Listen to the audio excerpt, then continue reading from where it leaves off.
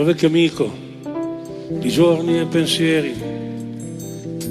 da quanto tempo che ci conosciamo, 61 anni sono tanti e diciamo un po' retorici che sembra ieri, invece io so che è diverso e tu sai quello che il tempo ci ha preso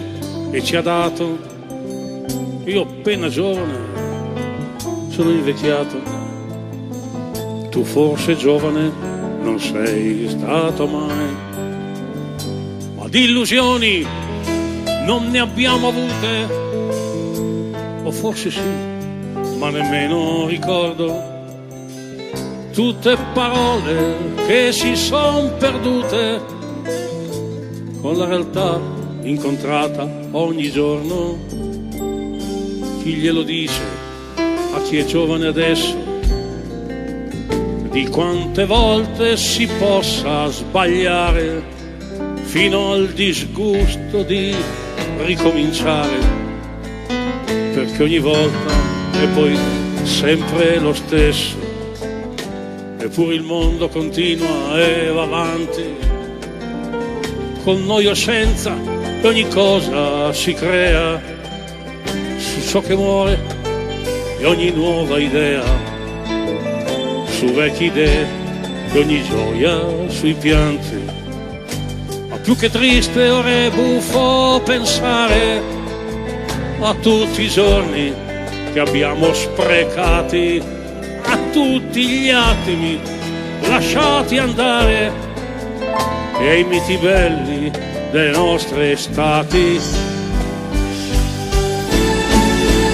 Dopo l'inverno e l'angoscia in città, quei lunghi mesi sdraiati davanti, liberazione del fiume e dei monti e l'infaspra della nostra età, quei giorni spesi a parlare di niente, sdraiati al sole inseguendo la vita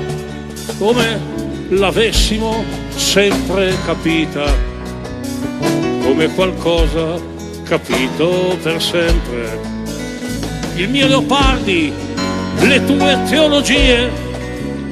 esiste Dio, le risate più pazze, le sbornie assurde, le mie fantasie, le mie avventure in città con ragazze, poi quell'amore alla fine reale, fra le canzoni di moda e le danze, è in gamba, sai, legge Edgar di Master, mi ha detto no, non dovrei mai pensare, le sigarette con rabbia fumate, i blue jeans vecchi e le poche lire, sembrava che non dovesse finire, ad ogni autunno finiva l'estate, poi tutto è andato e diciamo siamo vecchi, ma cosa siamo e che senso ha mai questo nostro cammino di sogni fra specchi? Tu che lavori quando io vado a letto, io dico sempre non voglio capire, ma è come un vizio sottile e più penso più mi ritrovo questo vuoto immenso e per rimedio soltanto il dormire, e poi ogni giorno mi torno a svegliare e resto incredulo,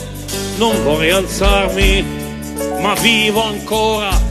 e sono lì ad aspettarmi le mie domande, il mio niente, il mio male.